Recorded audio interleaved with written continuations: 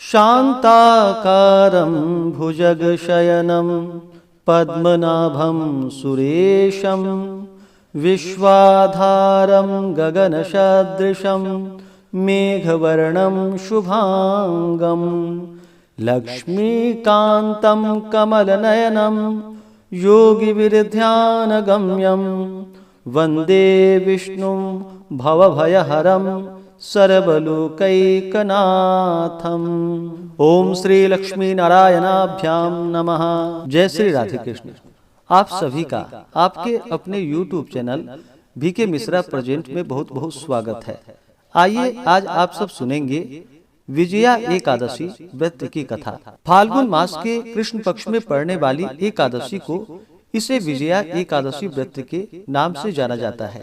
आप सभी भक्तों को विजया एकादशी व्रत की ढेर सारी शुभकामनाएं। आप सभी के जीवन में लक्ष्मी नारायण की कृपा से आप सभी को सभी प्रकार के सुख और समृद्धि की प्राप्ति हो। जो भी भक्त सच्ची श्रद्धा के साथ नियम और निष्ठा के साथ विजया एकादशी का व्रत करते हैं, इस दिन लक्ष्मी नारायण का पूजन करते हैं, तो इस व्रत के प्रभाव से धर्म शास्त्रों के अनुसार इस व्रत को करने से सभी परिस्थितियों पर विजय की प्राप्त करने का सामर्थ्य प्राप्त होता है तथा व्रत करने वाले को वाजपेयी यज्ञ का पुण्य फल प्राप्त होता है। एकादशी का व्रत जो कि प्रत्येक माह के कृष्ण पक्ष और शुक्ल पक्ष की एकादशी तिथि के दिन एकादशी का व्रत किया जाता है, इसे एकादशी और 11 व्रत के नाम से जाना जाता है। एकादशी का व्रत भगवान विष्णु भगवान श्री कृष्ण को अति प्रिय होता है। यह सभी प्रकार के पापों को नष्ट करने वाली है। जब व्यक्ति के पाप और ताप नष्ट होते हैं तभी उनके पुण्यों का उदय हो पाता है, उसके बाद ही सांसारिक सुखों की प्राप्ति हो पाती है। तो आइए आज आप सब सुनेंगे फाल्गुन मास कृष्ण पक्ष की विजया एकादशी व्रत की कथा। अगर आप एकादशी व्रत के उपलक्ष्य में ब्राह्मण दक्षिणा, अन्नदान, वस्त्रदान आदि के लिए देना चाहते हो तो आप अपने श्रद्धा और सामर्थ्य के अनुसार हमें डिस्क्रिप्शन में जाकर के वहां से गूगल पे, फोन पे या अकाउंट नंबर के माध्यम से आप अपने श्रद्धा और सामर्थ्य के अनुसार हमें ब्राह्मण दक्षिणा प्रदान कर सकते हैं। तो आइए सुनते हैं विजया एकादशी व्रत की कथा। तो बोलिए प्रेम से भगवान विष्णु की जय, माता लक्ष्मी की जय, भगवान श्री कृष्ण की जय, एकादशी माता की जय, सर्वदेवी देवता की जय। बहुत समय पहले की बात है। एक बार महाराज युधिष्ठिर भगवान श्री कृष्ण के मुख से अनेक प्रकार के कथाओं का वर्णन सुनकर फिर से भगवान श्री कृष्ण से बोले कि हे प्रभु, आप कृपा करके फाल्गुन कृष्ण एकादशी का नाम, व्रत का विधान और महात्म्य एवं पुण्य फल का वर्णन कीजिए। मेरी सुनने की बड़ी इच्छा है। महाराज युधिष्ठिर के ऐसे वचन को सुनकर भगवान श्री कृष्ण बोले कि हे राजन, इस एकादशी का नाम विजया है और यह निस्संदेह विजय को देने वाली है। जो प्रश्न आज तुमने मुझसे किया है, यही प्रश्न इससे अनेकों काल पूर्व नारद जी ने ब्रह्मा जी से किया था।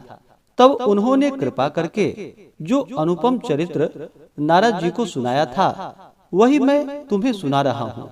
भगवान श्री राम जो कि 14 वर्ष के लिए वनवास की आज्ञा सिरधारी कर वन में जाकर गोदावरी के किनारे पंचवटी में निवास किए। तपस्विनी सीता वहीं से रावण के द्वारा हरी गई, जिससे वह अत्यंत ही व्याकुल एवं व्यथित हुए। भगवती सीता के वियोग में अग्नि के समान जलते हुए भगवान श्री राम उनको ढूंढने लगे। आगे कुछ दूर चलने पर उन्हें मरणासन्न अवस्था में गिद्धराज जटायु मिले। उन्होंने अपने आहत होने का समुचित वृतांत सुनाकर अपनी यह लौकिक लीला समाप्त की और आगे चलकर रामचंद्र जी ने कबंध का वध किया और सुग्रीव से मित्रता की। भक्त शिरोमणि केसरी नंदन हनुमान जी ने लंका जाकर भगवती सीता का पता लगाया। रावण को भगवान रामचंद्र का अनुपम तेज दिखाकर लंका को जलाया और सीता जी की खबर लाकर भगवान रामचंद्र को सुनाया। तब भगवान रामचंद्र ने सुग्रीव की सलाह से वानर और भालुओं की सेना ले लंका पर चढ़ाई की, मगर वहां पर सागर की महानता और अगाधता को देखकर चकरा गए और लक्ष्मण से कहा कि हे भाई, यह सागर तो अत्यंत ही अगम और अगाध दिखाई पड़ता है, इसको किस प्रकार पार करना होगा? यह विशाल वानरी सेना लंका में किस प्रकार पहुंचेगी? और कोई युक्ति तुम ही बतलाओ। बड़े भाई के ऐसे वचनों को सुनकर विचारवान लक्ष्मण ने हाथ जोड़कर कहा कि हे प्रभु, आप स्वयं आदि पुरुष परमेश्वर हैं। यद्यपि आपसे कोई बात छिपी नहीं है, आप लोक लीला कर रहे हैं। आप तो जानते ही हैं कि यहाँ समीप में ही महर्षि दालभ्य जी का आश्रम है। वह महामुनि अत्यंत ही ज्ञानी और बुद्धिमान हैं। यदि आप उनके पास जाकर यह प्रश्न करें तो वह अवश्य ही कोई उपाय बतलाएंगे। लक्ष्मण जी की ऐसी बातें रामचंद्र जी को ठीक जची और वे दालभ्य ऋषि के पास जाकर उन्हें प्रणाम किए। महर्षि ने आशीर्वाद देकर उन्हें आदर पूर्वक आसन देकर बिठाया और फिर आने का कारण पूछा। उत्तर में श्री रामचंद्र जी ने अपना अभिप्राय महर्षि से कह सुनाया। तब महर्षि ने कहा कि हे रघुकुल भूषण, आप फाल्गुन कृष्ण एकादशी, जिसका नाम विजया है, आप उसका व्रत कीजिए। आपका मनोरथ अवश्य ही पूर्ण होगा और लंका में आपकी विजय होगी। उस व्रत की विधि आपसे कहता हूँ, सो सुनिए।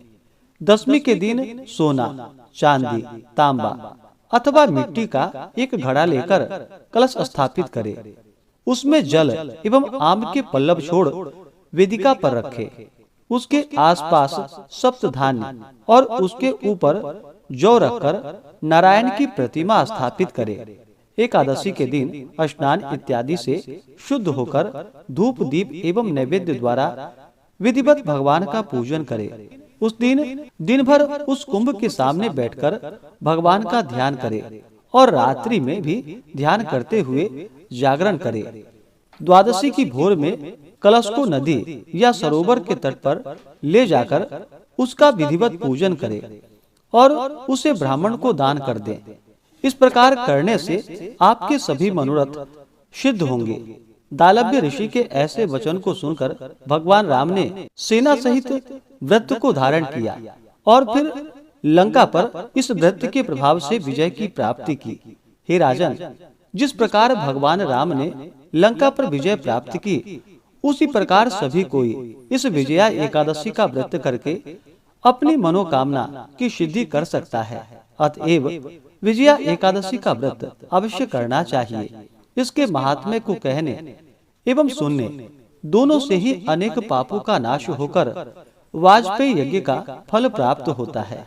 तो बोलिए प्रेम से भगवान विष्णु की जय, माता लक्ष्मी की जय, एकादशी माता की जय, भगवान श्री कृष्ण की जय, सर्वदेवी देवता की जय। इसी प्रकार से जो भी भक्त सच्ची श्रद्धा के साथ नियम और निष्ठा के साथ विजया एकादशी का व्रत धारण करते हैं, भगवान विष्णु माता लक्ष्मी की पूजा करते हैं, तो उनके सभी प्रकार के पापों का नाश होता है तथा सभी प्रकार के कार्यों में विजय प्राप्त करने का सामर्थ्य प्राप्त होता है। जो भी भक्तजन एकादशी का व्रत धारण करते हैं, उन्हें एकादशी व्रत के दौरान जो कि शुद्ध और सात्विकता का पालन करना चाहिए। एकादशी व्रत धारण करने वाले को दशमी के दिन से ही व्रत में नियमों का पालन करना चाहिए। दशमी सूर्यास्त होने से पहले ही जो कि भोजन ग्रहण कर लेनी चाहिए। रात्रि एकादशी व्रत का स्मरण करते हुए भगवान विष्णु के नामों का स्मरण करते हुए सोना चाहिए। एकादशी की सुबह ब्रह्म मुहूर्त में उठ करके नित्य क्रियाओं से निवृत्त होकर के गंगा नदी में या घर के नहाने के पानी में ही थोड़ा सा गंगा जल मिला करके स्नान करना चाहिए। शुद्ध वस्त्र धारण करके व्रत का संकल्प लेना चाहिए और एकादशी के दिन जो कि दिन रात्रि उपवास रहते हुए व्रत को धारण करना चाहिए। जो उपवास नहीं रह पाते हैं, जिनका स्वास्थ्य सही ना हो, तो आप एक समय फलाहार ग्रहण करके व्रत को धारण करें और इस दिन भगवान का सुबह और शाम के वक्त पूरे विधि विधान के साथ पूजन करना चाहिए। कथा श्रवण करनी चाहिए, भगवान की आरती करनी चाहिए। एकादशी की रात्रि जागरण करते हुए समय को व्यतीत करना चाहिए और द्वादशी तिथि के दिन सुबह उठ करके स्नान करके शुद्ध वस्त्र धारण करके भगवान का पूजन और आरती करनी चाहिए। इसके बाद ब्राह्मणों को भोजन करवाना चाहिए, ब्राह्मणों को दान और दक्षिणा देनी चाहिए और फिर समय के अनुसार व्रत का पालन करना चाहिए। एकादशी व्रत के दौरान व्रत धारक को किसी के ऊपर क्रोध नहीं करनी चाहिए। क्रोध करने से मुख से न निकलने वाले शब्द भी निकल जाते हैं, इसलिए किसी के ऊपर क्रोध नहीं करनी चाहिए। अपने से बड़ों का सदा ही आदर और सम्मान करना चाहिए। व्रत के दौरान ब्रह्मचर्य का पालन करना चाहिए। इस दौरान तामसिक वस्तुओं का, नशीले पदार्थों का सेवन नहीं करना चाहिए। एकादशी तिथि के दिन चावल ग्रहण नहीं करनी चाहिए और पूर्ण श्रद्धा भक्ति भाव के साथ भगवान की पूजा करनी चाहिए। कथा आरती करते हुए ओम नमो भगवते वासुदेवाय या श्री कृष्ण गोविंद हरे मुरारी आदि नामों का जप करते हुए समय को व्यतीत करना चाहिए। इससे भगवान विष्णु अपने भक्तों पर अति प्रसन्न होते हैं, अपने भक्तों के सभी प्रकार के पापों को नष्ट कर देते हैं तथा सुख और समृद्धि का आशीर्वाद प्रदान करते हैं। अगर आप सब विशेष प्रकार से विजया एकादशी व्रत के शुभ मुहूर्त और पारण समय के बारे में, पूजन विधि के बारे में जानना चाहते हो तो उसका अलग से चैनल पे वीडियो अपलोड है या वीडियो के इंड स्क्रीन में भी वीडियो का लिंक दिया गया है। आप उसके माध्यम से जानकारियां को प्राप्त कर सकते हैं। तो आशा करता हूं कि यह जानकारी आपको अच्छा लगा हो। ऐसे ही ज्ञानवर्धक जानकारियां प्राप्त करते रहने के लिए चैनल पे अगर आप पहली बार आए हैं तो चैनल को लाल बटन दबा करके सब्सक्राइब करें, साथ में बेल आइकन घंटी को दबाएं ताकि आने वाली वीडियो का नोटिफिकेशन आपको समय से मिलता रहे। वीडियो को लाइक करें, शेयर करें, सुखी रहें और स्वस्थ रहें। आप सभी भक्तों पर भगवान विष्णु का कृपा सदैव बना रहे। मिलते हैं फिर अगले वीडियो में। जय श्री राधे कृष्ण। धन्यवाद।